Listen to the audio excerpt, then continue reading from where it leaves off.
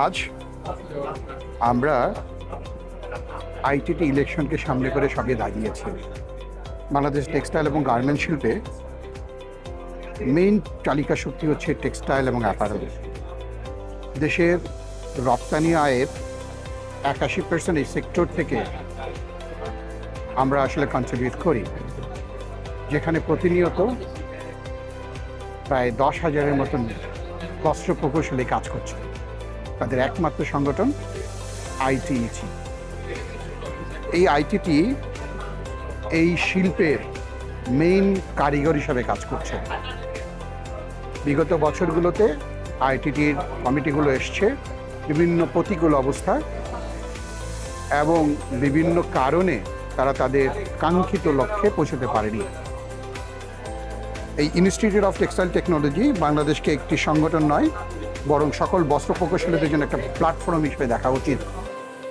তারা সরকারের নীতি নির্ধারণ পর্যায়ে কাজ করবে, তারা এই শিল্পের যারা কাজ করছে তাদের স্কিল ডেভেলপমেন্ট করবে, তাদের সুখে দুঃখে দাঁড়াবে, তাদের মধ্যে একটা এফেক্টিভ কমিউনিকেশন তৈরি হবে এবং যাতে নতুন প্রকৌশলী যারা আসছে তাদেরকে আমরা এই পর্যায়ে নিয়ে যেতে পারি, যাতে আমরা বিশ্বের দরবারে আমাদের সেক্টরটা যেমন সেকেন্ড লার্জেস্ট শিপমেন্ট করছে এই অ্যাপারেল সেক্টরে, ঠিক আমাদের বস্ত্র প্রকৌশলীদের যে ভূমিকা সেটাও জানি বিভিন্ন স্টেক হোল্ডারদের কাছে এইরকমভাবে তুলে ধরতে পারি। সেটার জন্য আইটিটির দায়বদ্ধতা আছে।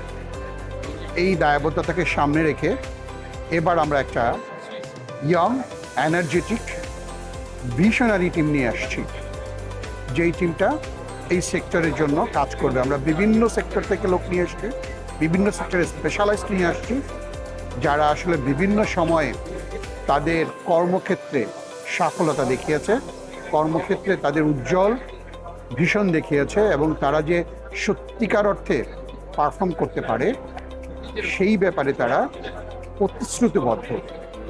তো আমরা এমন একটা প্যানেলকে নিয়ে আসছি যে প্যানেলের পক্ষে বস্ত্র প্রকৌশলীর যে সমস্ত স্বপ্নগুলো দেখে, যেমন নিজস্ব একটা ভবন হবে, আমাদের ক্যাডার সার্ভিস হবে, আমাদের চাকরি ও কেরিয়ারের উন্নয়ন সেল হবে, তরুণ প্রকৌশলীদের উন্নয়ন কর্মসূচি হবে, কল্যাণ তহবিল হবে, গবেষণা উদ্ভাবন কেন্দ্র হবে। যেমনভাবে দেখি আমরা যে আন্তর্জাতিক অঙ্গনে বিভিন্ন সেক্টরে আমাদের টেক্সটাইল ইঞ্জিনিয়ার যারা আছে তারা রিলেট করতে পারে, তাদের সাথে সংযোগ স্থাপন করতে পারে। আমাদের এখান থেকে যদি উদ্যোক্তা তৈরি হয়, সেই যে ব্যবস্থা, সেই প্ল্যাটফর্মগুলো তৈরি করে দেওয়ার জন্য আইটিটির একটা বিশাল ভূমিকা আছে। যেই ভূমিকাগুলো আগে আমাদের যে সমস্ত কমিটিগুলো ছিল তাদের যে করার ইচ্ছা ছিল না, তারা বিভিন্ন কারণে তারা করতে পারেনি।